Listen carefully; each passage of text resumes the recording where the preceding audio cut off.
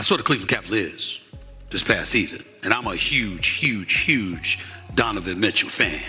Okay, that brother's something special. Y'all agree? Yes? Right. Yes? But the absence of help during the postseason was very glaring. They got bounced up out of there. Halliburton and the crew sent them home. And then I thought about Los Angeles. By the way, the weather's beautiful in Southern California. But we know it has become crystal clear that the weather in Hollywood is the only reason why LeBron is there, because he damn sure ain't win no damn championship there. It ain't gonna happen, okay? Now with Oklahoma City, be mindful of Dallas. Don't dismiss Houston. Minnesota and Ant-Man already sent them home. I love me some J.J. Redick. Did a damn good job, and I think that they're going in the right direction. Keeping Luka, of course, that's a given. 28, 8, and 7 last year, and that was considered a bad year for him. But getting specifically to LeBron, it has got to a point where I think it warrants, yo, bro, why don't you just come back to Cleveland to end your career? He'd have a better, let me say, this cannot be disputed. He'd have a better chance of winning the championship in Cleveland than he would in L.A. The road through the Western Conference is arduous, to say the least. In the Eastern Conference, New York's got a new coach, questions about their depth. Yeah. Damian Lillard is no longer in Milwaukee. He's back in Portland. So what help do you have with Giannis? Jason Tatum is out for the year with an Achilles tear. Okay? We saw what happened with Cleveland last year. Indiana was in the finals. Halliburton's out for the year. Turner's a Milwaukee Buck now. All right, Orlando's on a come up with the Desmond Bane acquisition, which we love, but they on a come up. They haven't arrived. If LeBron James came back to Cleveland, you the favorites to come out of the East. Lakers Nation, buckle up. ESPN's Stephen A. Smith just dropped a take that's going to spark every kind of reaction across the NBA, from hot debate to outright disbelief. On First Take, he suggested that LeBron James would have a better shot at winning another championship if he left Los Angeles and went back to the Cleveland Cavaliers. Yes, back to Cleveland again. Let's break this down, because this is more than just TV talk. It's about where LeBron's career stands right now, where the Lakers are headed, and whether this so-called better path really makes sense. Stephen A's case for Cleveland over LA. Stephen A started by praising Donovan Mitchell, calling him something special, but also pointing out that the Cavaliers fell short in the playoffs because of a lack of help. Cleveland was bounced in the second round by Tyrese Halliburton and the Indiana Pacers, despite being the #1 seed in the East with a 64-18 record. And then Stephen A pivoted to LeBron's Lakers situation. He said the only reasons LeBron is still in Los Angeles are the weather and Hollywood, because, in Stephen A's words, he damn sure ain't winning no championship there. He listed the Western Conference gauntlet, Oklahoma City's young juggernaut, Luka's Dallas Mavericks, Minnesota with Anthony Edwards, who already sent the Lakers home, even Houston on the rise. His point is the West is stacked, and it's not getting easier. Meanwhile, the Eastern Conference looks, on paper, far more open. Jason Tatum is out for the season with an Achilles tear. Tyrese Halliburton's back in Portland, leaving Milwaukee's future murky. Stephen A's argument is simple. If LeBron joins the Cavs, they immediately become the favorites to make the NBA Finals out of the East. Where LeBron stands right now. Here's the reality. LeBron is entering his 23rd NBA season at 40 years old.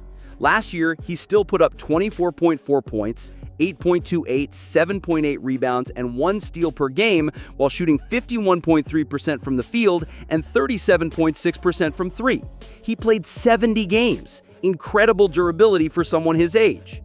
But the Lakers' 2024-25 campaign ended in disappointment.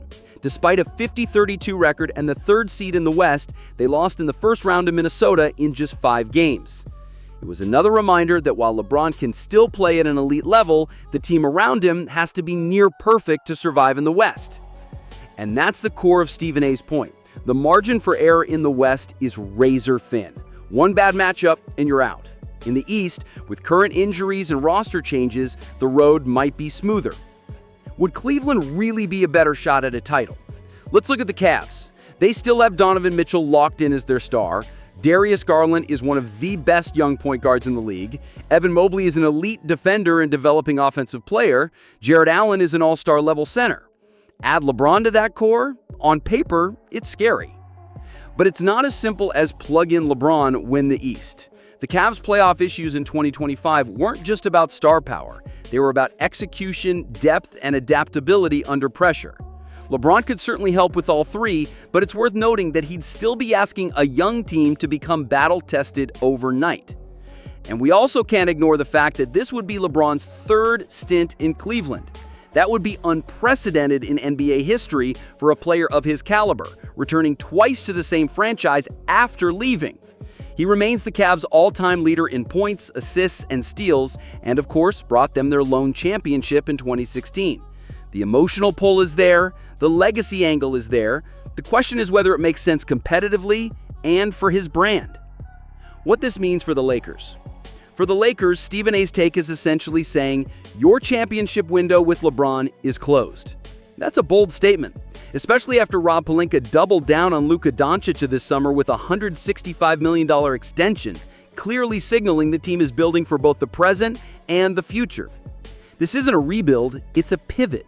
LeBron is still here for 2025-26 after opting into his $52.6 million player option, but Luka is the long-term face. That means the front office's moves are about building around Luka's style and timeline, not just maximizing LeBron's last years. Could that shift in focus push LeBron to seriously consider a move? Possibly, especially if next season ends with another early playoff exit. The emotional factor. We can't underestimate the emotional weight of a potential return. Cleveland is LeBron's hometown team.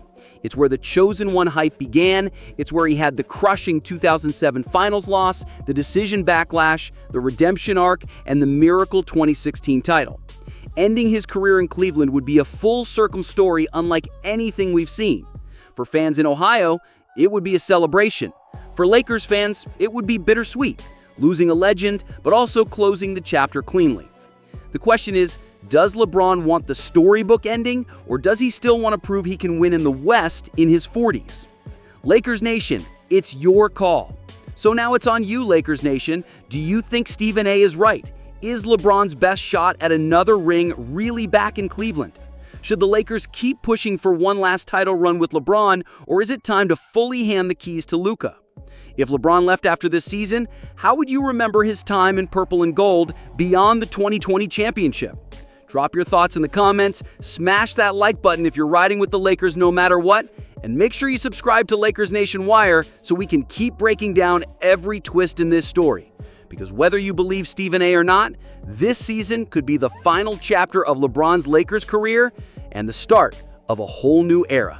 Let's talk about it.